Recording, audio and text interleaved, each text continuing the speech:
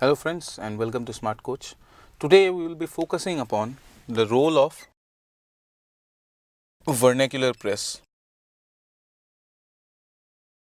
Alright, how the vernacular press has been instrumental in the Indian national movement. Alright, we just won't be talking about the generic role of the vernacular press, of course. The Indian national movement, what is its relationship with that, and we will also look at the evolution of the vernacular press per se. Alright, now when we are talking about Indian national movement, we know that one of the primary causes behind the rise of the national movement itself is vernacular press. Alright, is vernacular press as a cause of Indian national movement. Alright, as the rise of the nationalistic tendencies within India, it was fostered by the vernacular press. So therefore it becomes pertinent for us to know how the vernacular press it developed in India. Now for that we'll have to trace it back, or we'll have to trace back the development of publishing tradition in India, and this the modern publishing and modern newspapers in India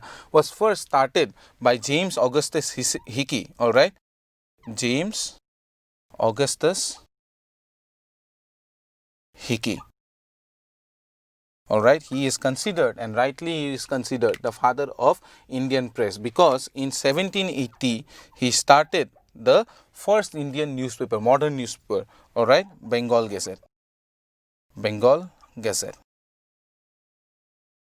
However, when we talk about the impact of the Bengal Gazette, it did start, alright, the tradition of printing and publishing in India. However, it did not start any kind of tradition of nationalism. It was not critical of British rule. It was more of a gazette which was used to advertise different commodities which were present in the market. Alright, it was more advertisement than any kind of propaganda or any kind of spread of knowledge. Alright, the real pace of Indian publication is picked up through the socio-religious reform movement. Alright, so through socio-religious reform movement, alright, the press in India comes to its own. Alright, it comes to the forefront through the socio-religious reform movement. So therefore, when we are tracing the history of vernacular press or press in India in general, alright, we have to talk about certain phases. So when we look into it from that perspective, we will see that first of all there was the beginning of publication in India, which was carried out mostly by Europeans and missionaries. Alright, so you can also talk about this phase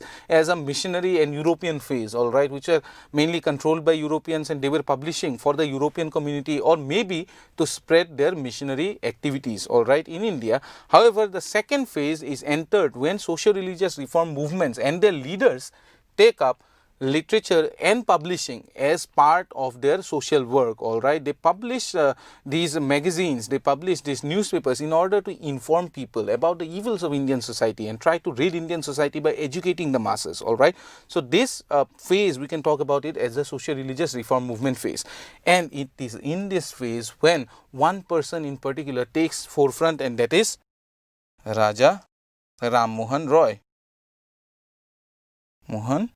Alright, because it is under him that such vernacular newspapers.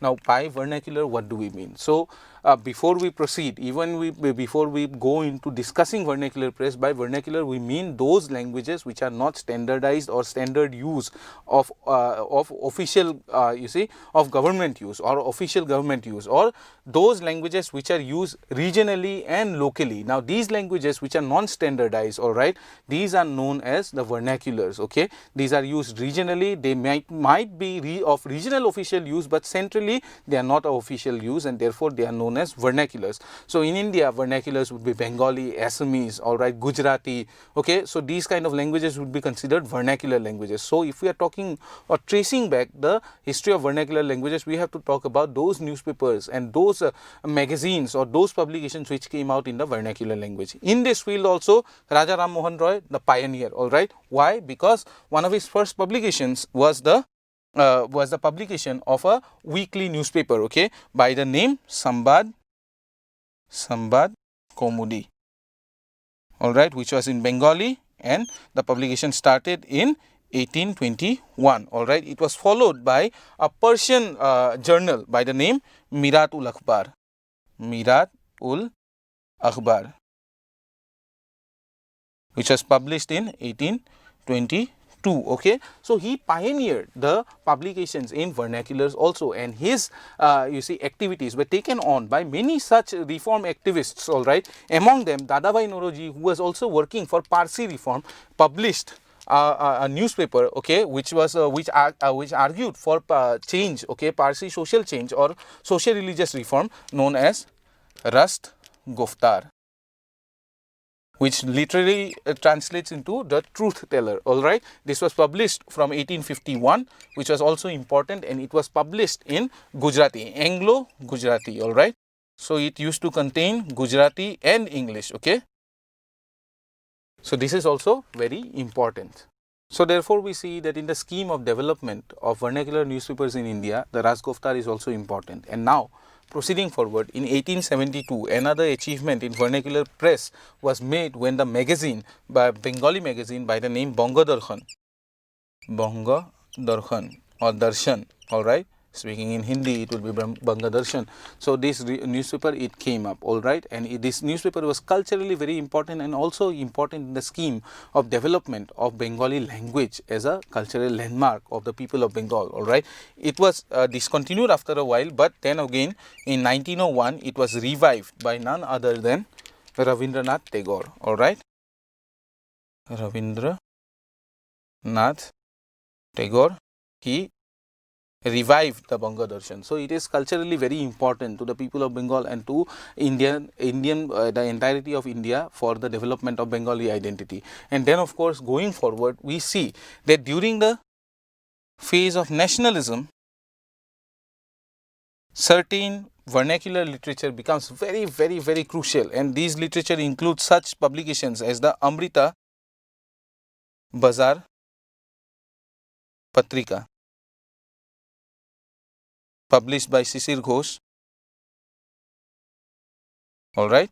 So these newspapers, they started to take the forefront, and they were very instrumental in developing a critique, a systematic critique of British rule in India. All right, because they used to relentlessly criticize the British policies in India. Okay, and this criticism of the Britishers and their rule over India, the criticism of colonialism, because they were published in vernacular language, they were accessible to everybody who could speak in those languages. All right, it was very accessible, and it is because of this that you see, these kind of publications, they constituted some of the major threats to British rule in India. Vernacular literature was again taken up by some of the most instrumental you see leaders in the Indian national movement, such as Bal Gangadhar Tilak, who published the Kesari, which was published in Marathi. All right, and it also was a anti-colonial publication. And then of course, talking about publications in the vernaculars, how can we forget Mahatma Gandhi's contribution in the form of the Hind Swaraj. All right, Hind Swaraj, which was first published in the Gujarati language. Okay, Hind Swaraj, which was first published in Gujarati language, and in which Bapu elaborated his ideas about Swaraj, his ideas about Western civilization and Eastern civilization, how Eastern civilization was morally superior, what Satyagraha as a means of political protest against the British rule in India, what it means. All right, so all of these ideas of Mahatma Gandhi are encapsulated in his publication Hind Swaraj, which was made in Gujarati, and which is very instrumental in the development of Indian nationalism and spreading the idea of non-violent Satyagraha. All right, so thus we see that vernacular press in India, it developed through certain stages. All right, it went from being part of publication, okay, not just vernacular press but press in India went from being a part of European domain. All right, it went into the masses took over it in the vernacular form. It was used by the social reformers, okay, then it was used by the nationalists also. So it took its time to evolve into a potent tool against British colonialism and to spread the idea of freedom and nationalism in India. So now we will look into its main important role in the Indian freedom struggle. Okay, so what it represented to Indian freedom movement. Well, now let us return to the role played by the vernacular press. And when we are discussing the role of the vernacular press, first thing that we have to do is argue from the point of view of efficiency. All right, so compared to something published in English, all right, or maybe something published in some certain very standardized language as Sanskrit, which of course does not happen, but I'm just making the point of view clear, all right. Something maybe which is published in English or Sanskrit will not have the same kind of reach as something which is published in Bengali or Gujarati, all right, or Marathi, all right. So vernacular languages had a wider reach because it was the language of the vast majority of people, all right. People did not speak English or Sanskrit or some such standardized languages, but people did speak the vernaculars, and it was easily accessible, easily understandable, and therefore the word which can be printed in vernaculars spreads far and wide, all right. And arguing from the point of view of efficiency alone, we see that the vernacular press was therefore very instrumental in very instrumental as a tool of nationalism in India, because whatever is printed in vernacular, it has a very wide reach. Now secondly, if we talk about a second point of the importance of vernacular press, the vernacular press, it liberalized or democratized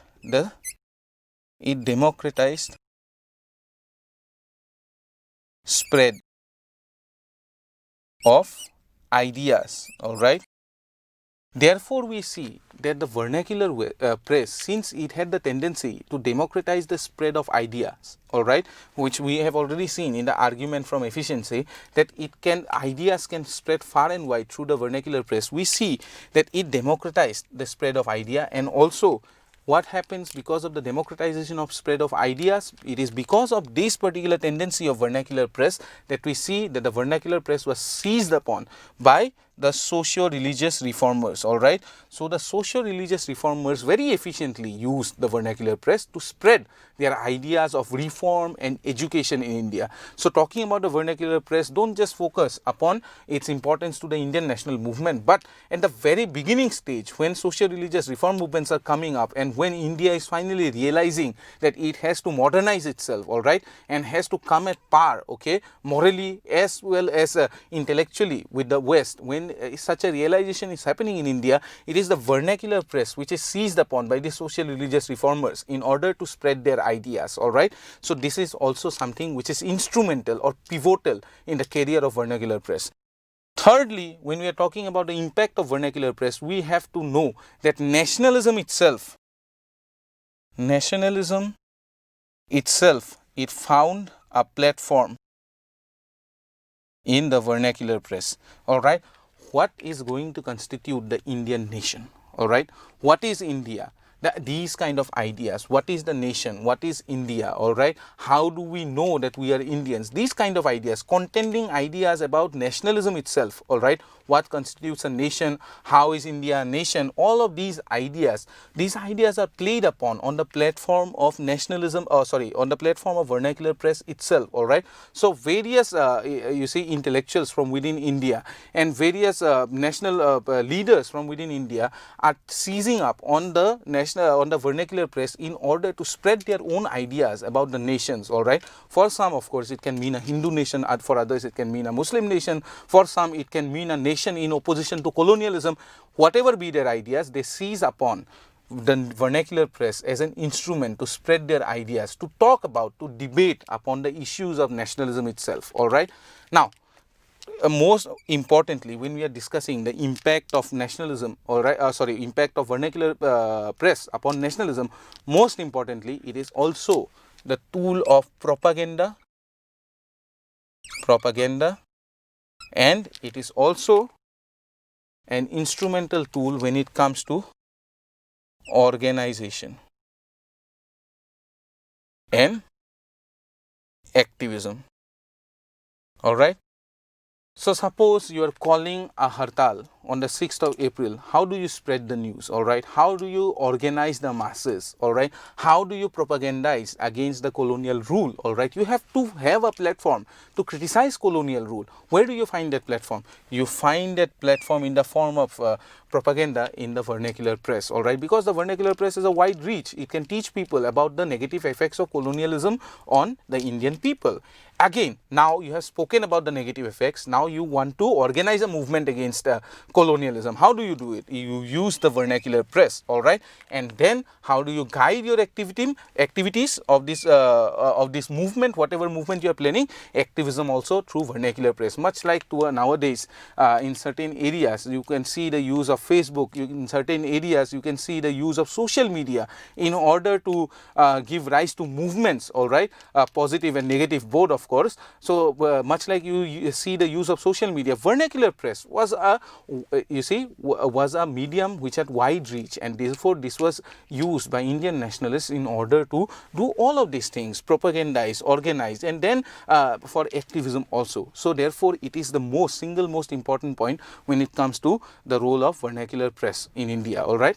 And then of course, lastly, we should also discuss upon the important effects of vernacular press when it comes to internationalism.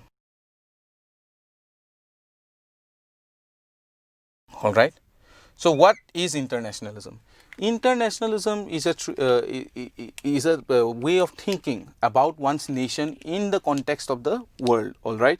So any nation or no nation can survive in a vacuum, all right? It has to survive in an international scenario, all right? And international events are happening all of the time, and a nation has to pick up clues from all of these events. The vernacular press for the first time brought about a revolution in internationalizing the people of India. How? Because by letting them know of the different events that are occurring all over the world, okay, by getting them to understand what is the significance of these events. Suppose the Russian Revolution is happening, so the vernacular press would be reporting upon the Russian Revolution. What is the significance of the Russian Revolution, okay?